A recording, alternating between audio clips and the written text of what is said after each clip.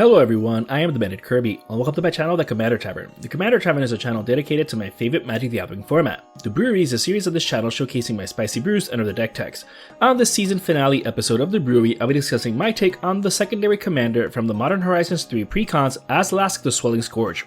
If you like this deck or any of the cards I'll be mentioning throughout the video, please consider using my TCG Player affiliate link when purchasing those cards. You can find that link down in the description. It'll really help out the channel at no extra cost to you. But the very best way you can help support the channel is with my Patreon. There are plenty of perks for being a patron, such as early access to certain videos, exclusive deck text, gifts, and more for as little as $1. You can also become a channel member for just 99 cents. Show off your support with a logo next to your name and exclusive emojis. Or you can always just support my channel for free by simply liking, subscribing, and sharing, which also helps out a lot. I put out a video every Monday, so you don't want to miss out. You can join my Discord server for free if you want to join the Commander Tavern community. All pertinent links are down in the description. Alright, let's get back to the episode. Azlask is a 2/2 eldrazi for 3 generic. However, since it has an activated ability that costs 1 of each color to activate, it has a Wooburg color identity. When you do activate this ability, it gives creatures you control +X, where X is how many experience counters you have. As a bonus, your scions and spawns also gain Indestructible and Annihilator 1 until end of turn. And how do we get experience counters? With its triggered ability. Whenever it or another colorless creature you control dies, you get an experience counter. Now, while this might seem like a commander that enjoys running as many Eldrazi's as you can in it, especially those with devoid, I took a different route for it. So this is not an Eldrazi typal deck. The deck's goal is to trigger Azlask as often as possible via cheap creation of small colorless creature tokens. That way, they're easy to kill in blocks, sacrifice, etc. in order to get those counters. However, they can also function as cheap bodies that will get a massive pump from Azlask's activated ability. To that end, the deck is running various types of effects.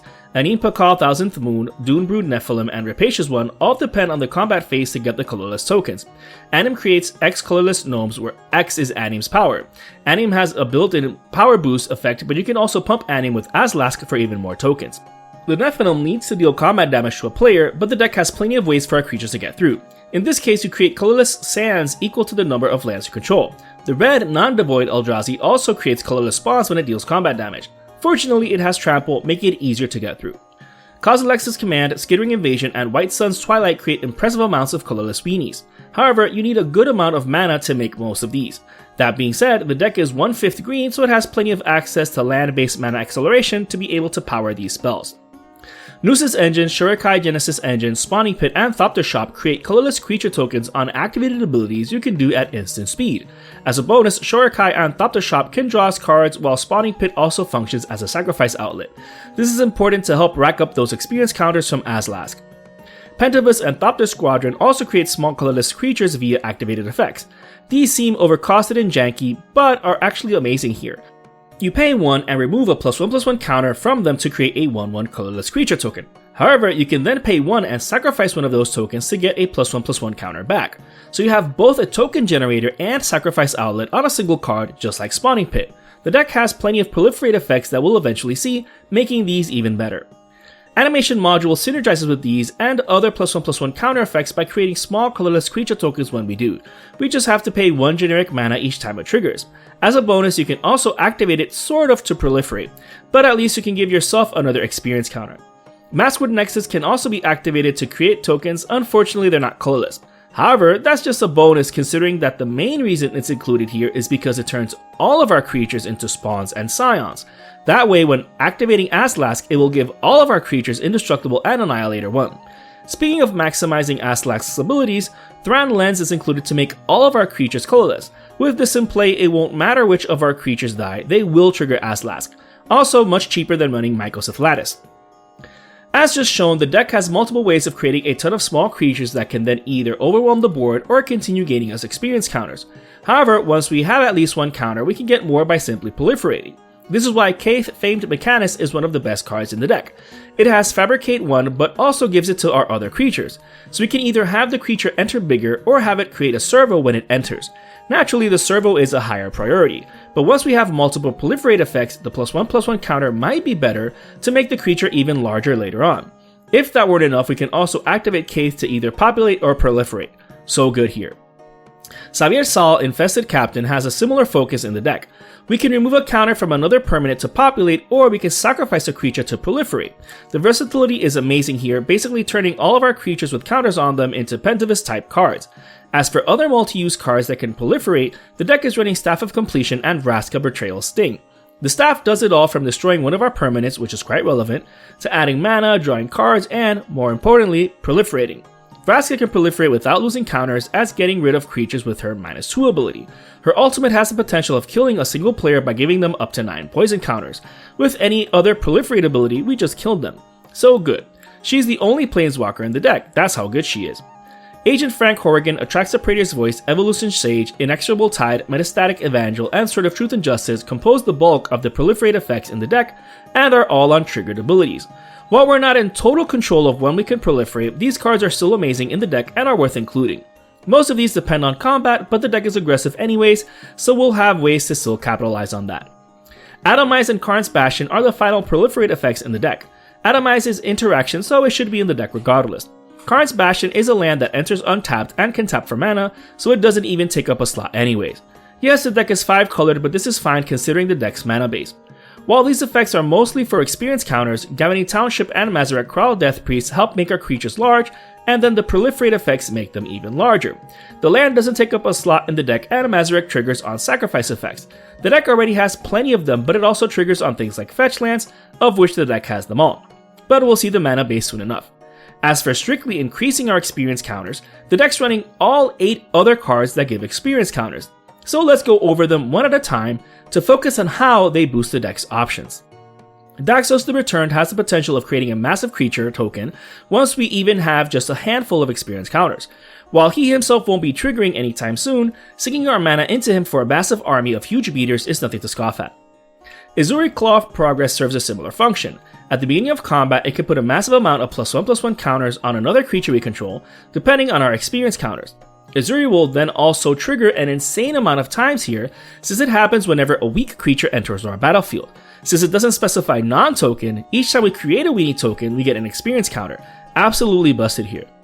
Calamity, Disciple of Iroas, does the opposite, so she won't trigger as often, if at all.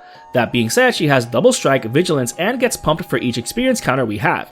If she manages to get through to an opponent, she will more than likely remove them from the game. Kelsian the Plague also gets pumped for the amount of experience counters we have, and he also has vigilance with haste as a nice bonus. He can also ping creatures. 1 damage might not seem like much, but if you ping a creature that you know will die, you will get an experience counter. Marin of Clan Nultoth has a better death trigger than Azlask, since she doesn't care if the creature was colorless or not when it died. If that wasn't enough, you can either recover or reanimate a creature depending on how many experience counters you have. If she manages to stick around, any key creature you have will be nigh impossible to get rid of. Mintara Merciless Soul is herself almost impossible to target since she gets Ward X depending on your experience counters. If that wasn't enough, she pumps all of your creatures' power depending on your experience counters. She's essentially redundant for Azlask's activated ability, which is amazing. She gets experience counters once at a time, but that's fine enough here. Mystics of the Fifth Magnus will trigger more often than not, however we get a massive benefit from her cost reduction ability. If we already have a ton of experience counters, then the previously shown colorless spells will be practically free. We can also massively reduce the value of X in our creature token creating spells. So good. Athari Sun's Glory gives us experience counters whenever it attacks. When it does, we get X attacking 2/2 red rebel tokens depending on our experience. This has the potential of ending games since we can then activate Azlask after having creating so many attackers. As a bonus, Athari has a ton of keywords and a built-in reanimation effect. So amazing. As with any commander deck, card advantage, interaction, and mana acceleration effects are a must. Black Market Connections and Call of the Ring are included because they also provide other advantages. The first one can also give us treasure and or colorless Scion spawn creature tokens as changelings. The second one, Tempting Us, has the potential of making one of our key attackers unblockable depending on the situation. Having a Ring Bearer is more useful than you'd expect in the deck. Skull Clamp is obviously included. Almost all of the colorless creature tokens created have 1 toughness. For just 1 mana we draw 2 cards and trigger Azlask. This is a definite all-star here. Farseek, Nature's Lore, 3 visits into the north, and Rampant Growth are naturally included since we have access to green. Not only that, but the first 3 have the potential of getting most of the deck's triple-typed and double-typed lands, while the last 2 can get any of the deck's basic lands. The deck's running all 10 Tricycle lands, all 10 Shock lands, and 1 of each snow-covered basic land, so the deck won't really ever have any color issues. and as previously mentioned, it's also running all 10 fetch lands to ensure we're never color screwed. Also, don't forget that fetch lands are a great way to trigger Mazarek and Evolution Sage as well. However, since this is a 5-colored commander, you can build your mana base however you want. This is simply an example of what I did. Speaking of mana acceleration, Seedborn Muse is included to untap all of our permanents each turn. Once we're able to aggro out, we can then untap to help block. We can also have all of our mana open to once again activate Azlask to boost aid blockers, or to have mana open for the deck's interaction. Assassin's Trophy, Beast Within, Generous Gift, Stroke of Midnight, Fierce Guardianship, Counterspell, and Mana Drain for single targets, Casualties of War, Decimate, Gulf Rewrites History, and Unexplained Absence for multiple single targets, along with Blasphemous Act and Cyclonic Rift for board wipes. As before, with this being a 5-colored deck, you can also run whatever type of interaction package you want for your own deck, since you have access to every legal card. Flawless Maneuver, Heroic Intervention, and Teferi's Protection are included to protect our own board. Depending on your meta, you can add more of these. However, if most of our creatures are colorless, if they die at the same time as Azlask, it'll still trigger for each of those deaths. So that's also a board wipe deterrent in and of itself. This brew is just an idea of how to build around Azlask the Swelling Scourge.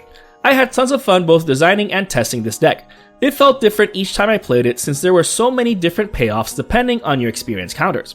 Also, it's always fun to suddenly overwhelm the board with a massive army of weenies turned game-ending monsters. If you're interested in the decklist of this spicy brew of mine, you can find a link to it down in the description. I would like to thank all my patrons for supporting me, and a quick shout out to all my higher tier patrons, the brewers, for their patronage. I'd also like to thank anyone using my TTG Player affiliate link. That also helps out the channel. I also want to thank any channel members. Your membership is greatly appreciated. And to everyone, thanks for watching this season finale of the Brewery on the Commander Tavern. I am the Bearded Kirby, happy brewing, and see you next season.